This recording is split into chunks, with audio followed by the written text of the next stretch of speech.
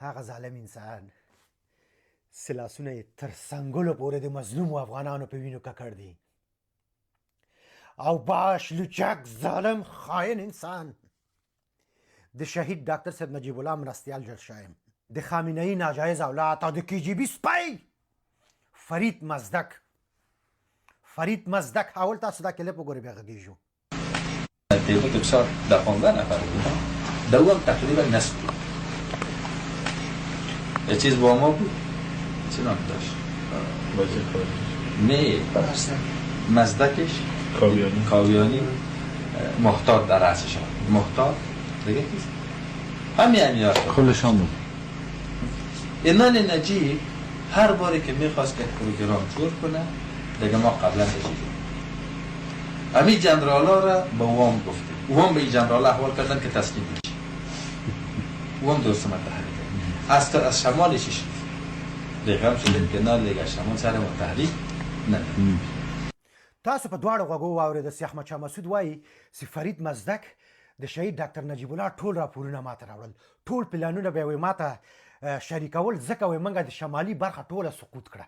او بالاخره وایي کابل مو په دغسې حالت باندې واړوئ دا د فرید مزدک او د احمد شاه مسعود او دغه د نورو اشرارو برکت دی بیا وروسته همدغه خاین د کی جی بي سپی او د خامنه‌ای ناجایز اولاد احمد شاه مسعود سره هم خیانت وکړي او بالاخره راغی په اروپا کې کېناستو اوس راځي د تجزیې خبرې کوي وی ما پارسیوانه خاک خدا گرفته میریم تاجکستان ما میریم اما که زمین های خود میریم به یکی افغانستان جغرافیش تجزیه میشه باقی نمیمانه یا اجماع و نگهداریش یا نابودی راه سوم وجود نداره قدم اول مثلا سرحدات افغانستان اکثرا سعی کنید سرحدات طبیعی دریاها و کوهها سرحد است به شمال و جنوب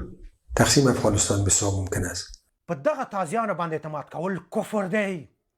که په ملا د اعتماد وکړه کفر دی زه اسناد در ښیم که په سیاسون د اعتماد وکړه کفر دی که ورورولي دې وکړه تباه کېږي که خیخي دې وکړه تباه کېږي که هر رقم شراکت دې وکړه دې طایفې سره تباه کېږئ دی ملا دی واوره دی ملا دی یک مردمی در کوههای سلیمان که در مرز هند آن زمان قرار داشت که این زمان از مناطق پاکستان به شمار می رود به نام افغان یا به نام پشتون یا به نام پتان زندگی می کردن اگرچه مردمی کمی بودن و کوچکی بودن نام همان مردم را بر بالای یک خطه بزرگ تحمیل کرده شد و نقشه های پلید استعمار چون که او مردم را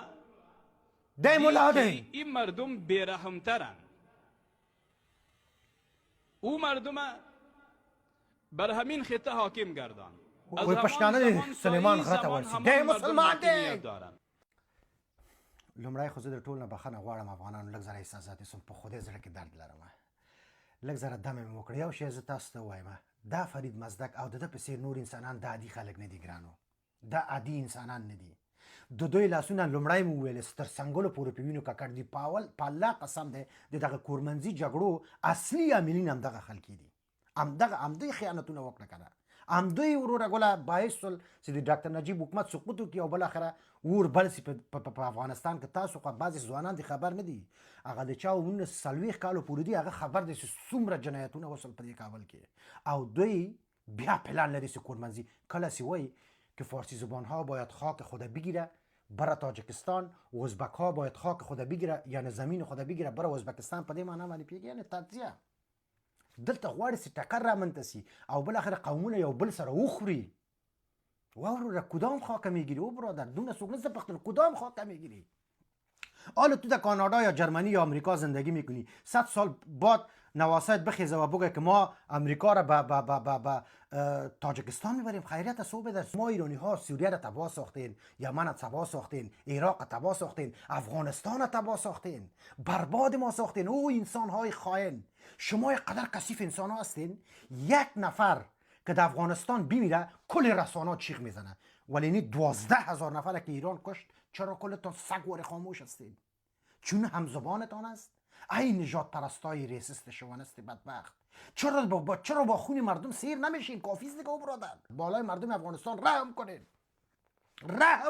پایتان در لب گور است، 4 گلاس شراب تا بخور سگ وره که سگای زندگی که او بدبخت.